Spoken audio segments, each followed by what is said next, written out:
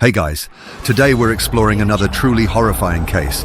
If you want to support our channel, make sure to subscribe and stay active. It really helps us out. We'd be super grateful for that. Let's get started. Individuals referred to as psychopaths often exhibit antisocial personality disorders, making them incapable of feeling remorse, guilt, empathy, or compassion. Despite this, they can convincingly mimic human emotions and generally appear outwardly normal. Psychopaths are unprincipled, using those around them for personal gain, but they are typically patient in waiting for the perfect victim. Protecting oneself from their calculated manipulations is nearly impossible. They play mind games, deceive, lure individuals into their trap, and completely dominate their will before delivering a devastating blow. The case of a young woman named Jennifer Zaccone in 2006 shook Italy to its core, becoming one of the most horrifying and shocking cases in the country's criminal history. Jennifer Zaccone was born on February 19, 1984, in a small Italian town called Martalago, located in the province of Venice. She was the only child of a modest family. Her mother, a homemaker, and her father, a factory worker, adored her and raised her in a warm, trusting environment filled with love. Jennifer grew up as a cheerful, outgoing, and sociable girl. She always had many friends and could effortlessly become the life of any gathering. However, in the provincial town where Jennifer was born and raised, there were few places where young people could spend their time constructively. Most of the local youth typically gathered at one of the town's small bars or its only nightclub. One of the most popular venues in town was a bar in the city centre where Jennifer and her friends often hung out. It was there in 2003 that she met the owner, Lucio, who also worked as the bartender. Despite being almost 13 years older than Jennifer, Lucio took an immediate interest in her and began showing her attention. Their casual interactions quickly developed into something more. Jennifer was flattered that an older man seemed so taken with her. Lucio showered her with compliments, treated her to cocktails, gave her rides home in his car, and even surprised her with expensive gifts. Jennifer confided to her friends that she hadn't initially liked Lucio, but his strong charisma eventually won her over. A few months later, they officially began dating. Their relationship developed rapidly, but it was far from simple. Lucio was married and had 2 young children, something he admitted to Jennifer early on. However, he lied about his marriage, claiming it was an unhappy union. He said he no longer loved his wife, but couldn't leave her yet because of his children. Lucio frequently complained to Jennifer about how unbearable his home life was, saying he only felt peace and happiness when he was with her. While his home life was, in his words, a nightmare, Jennifer not only believed him, but also sympathized with his struggles. She listened attentively to his stories and even began to resent his wife, whom Lucio described as cruel, selfish, greedy, and dishonest. He insisted that his wife was only with him for his money and told Jennifer that he feared his children, who would be emotionally devastated if their parents divorced. Lucio assured Jennifer that he would soon talk to his wife, settle everything and separate, clearing the path for their happiness together. He was so convincing that Jennifer even introduced him to her parents, and he became a welcomed guest in the Zaccone household, where he was treated almost like a member of the family. Jennifer confided in her mother about the complicated situation and Lucio's supposedly unhappy marriage. Her mother, understandably concerned, was initially displeased, but Jennifer managed to convince her of Lucio's sincerity and intentions.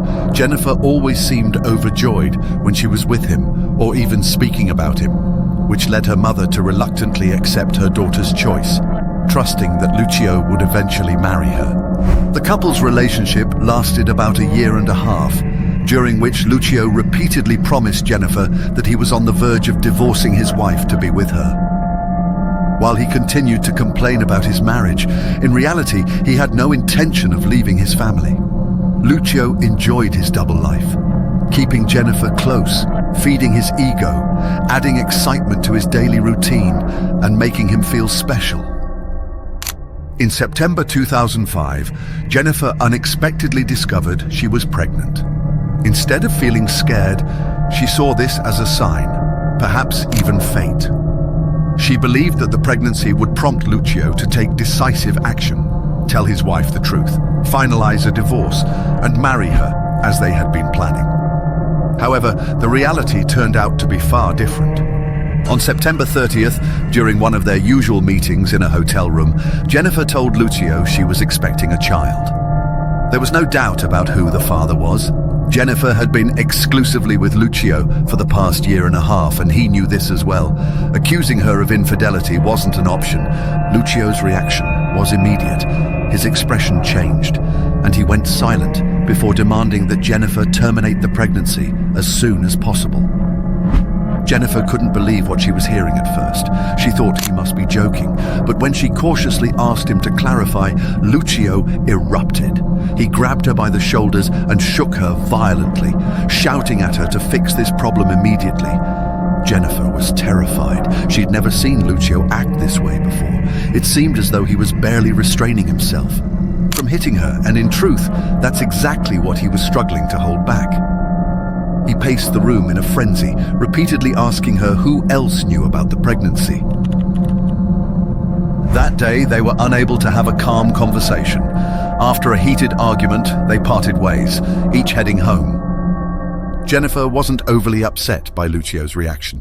Naively, she believed he just needed time to process things, to come to terms with the situation before making the right decision.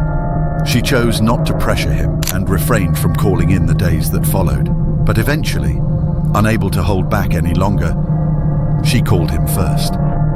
Lucio, on the other hand, was convinced that Jennifer had used the time to terminate the pregnancy, and that their relationship would simply continue as before. His first question? Whether she had taken care of it.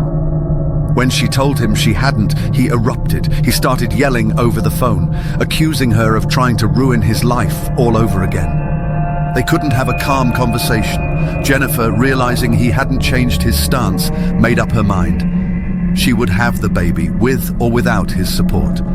Time passed, and the two saw each other less and less. Their communication was sporadic, and usually ended in heated arguments. Meanwhile, Lucio's wife remained completely unaware of the affair, or the fact that Jennifer was pregnant. Lucio continued to play the role of the devoted family man, all while pressuring Jennifer to terminate the pregnancy. Jennifer's parents supported her decision to keep the baby. They reassured her that they would help raise the child, even if the father never came around. But deep down, they hoped Lucio would eventually do the right thing, acknowledge the child and marry Jennifer, just as he had promised. For several months, Lucio avoided any contact with his pregnant lover. During this time, Jennifer came to terms with the idea of becoming a single mother. She tried to stay positive and actively prepared for the baby's arrival. She already knew she was having a boy and had even chosen a name for him, Haven. By spring 2006, the Zacconi household was fully prepared. With her parents' help, Jennifer had set up a nursery, complete with a crib, stroller, blankets, and baby clothes. She even sent Lucio ultrasound photos, along with a few hopeful messages, but he never responded. Despite his silence, Jennifer tried not to push him. She wanted to give him space, and still believed he might come around. Every day, she checked her phone and email, hoping for a message or a call. Then at the end of April 2006, an unexpected phone call finally came. It was Lucio. He asked how she was doing and mentioned they needed to meet for an important conversation. His tone was calm, his voice soft and gentle, something Jennifer hadn't heard from him in months. For the first time since she told him about the pregnancy, Lucio sounded kind, sincere. Jennifer's heart leapt with hope. She believed he had finally chosen her and their unborn son, that he had decided to leave his unhappy marriage and might even propose. She shared her thoughts with her mother, who agreed with her optimism. Jennifer's mother had always seen Lucio as a mature, responsible man, someone who could be a good husband and father. Despite everything, she would have gladly welcomed him into their family. Lucio arranged to meet Jennifer on the evening of April 29th, suggesting they take a walk in a nearby park. It seemed a little odd. He didn't suggest a cafe or a hotel like before, but Jennifer didn't think much of it. She was just excited to see him again. Her due date was less than a week away, and she still hoped her child would have a father. The evening before their meeting, Lucio called once more, confirming the details. He told her he'd wait for her in the parking lot of a small shop, just half a kilometer from her home. The area became nearly deserted in the evenings, but this didn't raise any alarms for Jennifer. She felt no sense of danger. Jennifer carefully prepared for the meeting. She dressed up, styled her hair and did her makeup, wanting to look her very best for Lucio. She spent nearly an hour in front of the mirror, carefully choosing a dress to wear. She took a small purse containing her phone, a pack of mints, and just a bit of cash. Then she walked to the parking lot and waited there alone for Lucio. He arrived around 8 p.m. in a car Jennifer had never seen before. Still, she didn't think much of it. She assumed he had purchased a new vehicle during the time they hadn't been in touch. Lucio suggested they go get ice cream at a nearby gas station, and Jennifer, unsuspecting, got into his car without hesitation. 2 hours later, Jennifer's mother began to worry and decided to call her daughter. To her dismay, Jennifer's phone was turned off. Her anxiety grew, and by midnight, she didn't know what to do. Then suddenly, the phone rang, but it wasn't Jennifer, it was Lucio. Lucio calmly asked if Jennifer had made it home yet. He claimed they had met, talked, taken a walk in the park, and that he had dropped her off at the same parking lot where he'd picked her up. When Jennifer's mother told him she hadn't returned home, Lucio feigned concern, even a little panic. He said he would call back later, but that he couldn't search for her right away because he had urgent matters to attend to. Then he hung up and never called back. Terrified, Jennifer's parents began calling all her friends, hoping she had run into someone and lost track of time, but none of them had seen her that evening, or had any idea where she might be. Then, around 1 a.m., they received a text message from Jennifer's phone. The message claimed she had gone with friends to a casino in Slovenia, a place she had visited before. It told them not to worry, and said she'd return home the next day. Jennifer's mother immediately tried calling her, but the phone was already turned off. That's when she knew someone else had sent the message. Despite the casino being only about a 2-hour drive from their town near the Italian border, Jennifer couldn't have gotten there. She hadn't brought any money, and more importantly, she didn't have her passport. She couldn't cross the border. Her parents began to fear the worst, that their daughter had been abducted, and Lucio might have had something to do with it. They wasted no time reporting her disappearance to the police. Since Jennifer was heavily pregnant and due to give birth in just a few days, the authorities launched an immediate investigation. They began with checks for any accidents or medical emergencies reported in the area. Jennifer's mother told them everything about Lucio's suspicious behavior. As the father of her child and the last person to see her, he became their primary person of interest. Lucio was summoned for questioning. He repeated his story. They had spoken. Then he dropped her off at the parking lot. Since there were no surveillance cameras at the location, his claim couldn't be verified.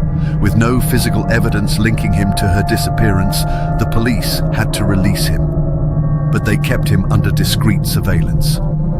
On April 30th, Jennifer's parents made a public appeal on television, begging anyone with information to come forward, but no valuable leads emerged. The police questioned Lucio again. This time he admitted to their relationship and expressed concern for Jennifer's well-being. But his demeanor was disturbingly calm, indifferent. He even offered a theory, suggesting that Jennifer might have been kidnapped by a group of individuals. He specifically mentioned Roma communities, claiming they could have taken her to sell her baby. Though Lucio appeared to cooperate, he did so reluctantly, and without direct evidence, the police still couldn't detain him. Then, a week later, Lucio disappeared. By this time, his wife had learned the truth. The affair, the pregnancy, the investigation. She was devastated. She had believed Lucio was a devoted husband and father. Feeling betrayed and determined to protect her children, she filed for divorce and sought full custody. As his marriage unraveled, Lucio made his escape, seemingly determined to go into hiding and avoid further scrutiny. But on May 11th, Lucio made a mistake. He called his wife. He didn't know the police were monitoring his phone. They tracked the call to Milan. Lucio was arrested that same day and transported to the Martelago police station. He continued to deny any involvement in Jennifer's disappearance. He claimed he loved her, said he was ready to leave his family for her. But this time, his story began to change. Now, he claimed Jennifer never showed up for their meeting.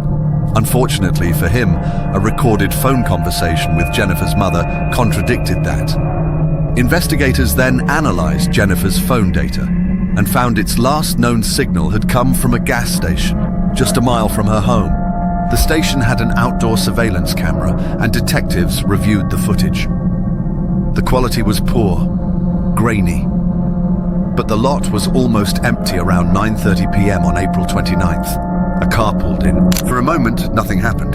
Then a woman suddenly bolted from the vehicle, running as fast as she could. She was clearly terrified. The driver jumped out, chasing after her. She stumbled several times, likely due to her advanced pregnancy. The man caught up quickly, struck her several times, and dragged her by the hair into an area just off camera. Detectives rushed to search the area around the gas station. In the bushes nearby, they found a torn piece of fabric, stained dark red. It was sent for analysis. The results came back quickly. It was blood, and it matched Jennifer's DNA. But one major problem remained. The car in the footage didn't belong to Lucio. Without a direct connection, it was difficult to build a case. That's when investigators traced the license plate. The car had been rented on April 29th by none other than Lucio Nero. Faced with undeniable evidence and cracks in his story, Lucio finally gave in. He agreed to cooperate, hoping for a lighter sentence. The next question was the most important one. Where was Jennifer's body? By now, there was no doubt. She was no longer alive. Lucio confessed that Jennifer had meant nothing to him, that he had never planned to leave his wife. He admitted he lied, strung Jennifer along with empty promises. When she got pregnant, he panicked. He believed he could convince her or pressure her into terminating the pregnancy, but she refused. For 9 months. He knew if she gave birth, the truth would come out, and that would lead to divorce, financial ruin, child support. Lucio had to stop that from happening. He arranged to meet her, pretending he'd had a change of heart, all the while planning something else entirely. According to Lucio, their conversation quickly turned into an argument. He said Jennifer threatened to tell his wife everything. He hit her. She tried to run, but she couldn't get far. Lucio caught up, beat her, and dragged her into a wooded area. He claimed he didn't mean to kill her, that he lost control, that he found a rope and used it to strangle her. The rope broke, but by then, it was already too late. Panicked, Lucio searched for a place to hide her body. He found a deep trench, the bottom muddy from recent rains. He threw Jennifer face down into the trench, climbed in after her, and began stomping on her body, trying to press it deeper into the mud. He walked back and forth, jumped on her, then shoveled some dirt on top and fled. Lucio led police to the site. It had been filled in by construction crews just a week earlier. Without his confession, they never would have found her. The recovery was difficult, the forensic results horrifying. Despite decomposition, Jennifer's body showed bruises, abrasions, scratches, ligature marks on her neck. But that wasn't what killed her. She was still alive when he dumped her in the trench. She tried to breathe. Soil and mud were found deep in her airways. That's what killed her. Lucio crushed her body to hide it. He fractured her spine, collarbone, arm, ribs. Experts confirmed Jennifer and her unborn son could have survived if Lucio had called for help. After his confession, Lucio claimed temporary insanity, but the psychological evaluation proved otherwise. He was fully aware of his actions. The experts did, however, identify clear signs of psychopathy. Prosecutors argued it was premeditated, motivated by money, image, reputation. Lucio didn't want a scandal or to lose half his business. He didn't want to pay child support. He wanted to protect himself at any cost. And he did. Although the case gained significant public attention, media outlets failed to report that Jennifer had been pregnant. This omission deeply angered the Zaccone family, who decided to take matters into their own hands. They gave a detailed interview about Jennifer's pregnancy and even shared post-mortem photographs of her and her unborn son lying together in a small casket. Lucio's trial didn't begin until 2008, 2 years after the crime. Throughout the proceedings, the defense insisted that the crime had not been premeditated, arguing instead that Lucio had acted in a state of emotional distress. Astonishingly, despite a psychiatric evaluation confirming Lucio's mental competence, the judge ruled that the crime had not been intentional. In October 2008, Lucio Nero was sentenced to 30 years in prison, with the possibility of parole after just 15 years. This lenient sentence outraged Jennifer's family. But despite their efforts to appeal and push for a harsher punishment, they were unsuccessful. Lucio was also ordered to pay the Zaccone family $80,000 in compensation, but he declared bankruptcy and never paid them a single cent. By 2016, Lucio was granted privileges for good behavior, allowing him to leave prison during the day to work in the city and spend several weeks a year at home. In 2017, he was released on parole after serving only 11 years for the brutal double crime. Lucio never expressed remorse for his actions and never apologized to Jennifer's parents for taking away their daughter and their unborn grandchild. Thank you for watching, everyone. Your support means the world to us. You can help our channel grow by hitting that like button, dropping a comment, and sharing this video. Your engagement really makes a difference. This has been True Crime O'Clock. See you soon.